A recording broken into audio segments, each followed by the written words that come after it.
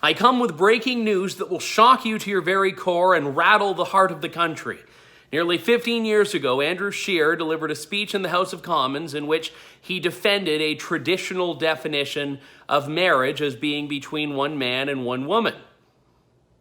Okay, well, maybe it's not all that shocking that 15 years ago someone stood up and shared a belief that millions of Canadians share. Regardless of what you think about marriage, regardless of what Andrew Scheer thinks about marriage, it shouldn't be radical that in 2005, when Parliament voted on this, and that vote was very close, that a Conservative MP at the time who voted against legalizing gay marriage in Canada had a position that was against gay marriage in Canada. But the problem is that this is now coming up as though it's revolutionary, and more importantly, coming up now as though it's relevant. Liberal MP Ralph Goodale posted a video of this speech by Andrew Scheer, at the time a young Conservative member of Parliament, and the media ran with this, basically making the point that Andrew Scheer is unfit to be Prime Minister because he made this proclamation in 2005.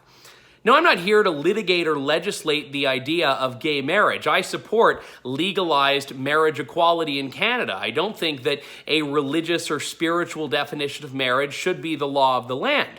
But the point is, this was an issue that was vigorously debated in Canada, and there were people that came down on both sides of it. There were conservatives that supported gay marriage, there were liberals that opposed gay marriage, and that's why that vote in 2005 was a close one. Moreover, Ralph Goodale himself voted twice against legalizing gay marriage when it came up in 1999 and a few years prior to that as well. 2 votes where a Liberal-dominated Parliament voted against legalizing gay marriage. This is an issue in Canada that came up a number of times before it ultimately became the law of the land.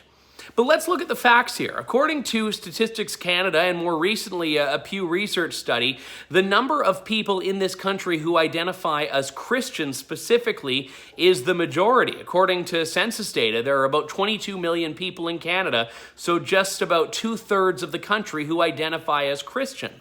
And when you look at the denominational breakdowns of that, and you take out the Anglican Church, which has a mixed position on gay marriage, and the United Church, which is pro-gay marriage, you're left with just shy of 20 million Christian Canadians that are part of denominations that oppose gay marriage. When you look at other religions in Canada, Jews, Muslims, the Abrahamic faiths, by and large, oppose gay marriage. You have to assume that not everyone who's in one of these faiths has the same position on the issue, but regardless, you're left with at least half of the country that is part of a religion that has the same view of marriage that Andrew Scheer expressed in 2005. So why is a politician who has that view unworthy of being a politician? The problem is that the Liberal Party of Canada and the mainstream media want to have 100% unanimity on their positions. They don't think there should be any debate on any issue in this country that they view as being too contentious. Justin Trudeau not just said that the Liberal Party is a pro-choice party, but said that no single person who is pro-life is worthy or deserving or allowed to be a member of the Liberal caucus, a Liberal candidate.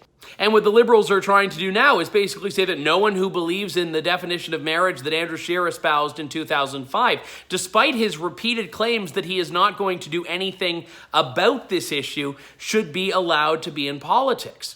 This type of viewpoint is not just insulting to Canadians of faith, but it should be to all Canadians, because the Liberals are saying that their belief is the only one that deserves to be in the public square.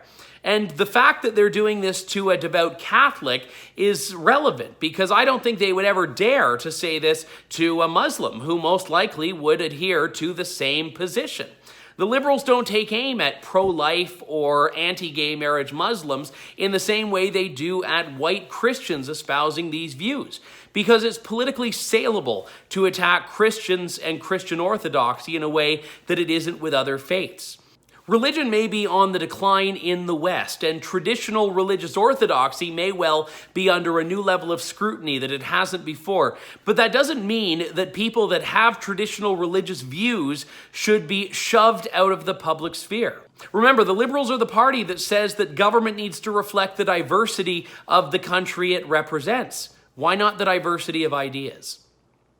This is precisely why True North is going to be aggressively covering this election, covering the stories the mainstream media isn't, covering perspectives the mainstream media isn't, but we also are doing this without the money the mainstream media has. If you can chip in to support our election coverage fund, please do. There's a link in the description box. All donations are tax deductible. For True North, I'm Andrew Lawton.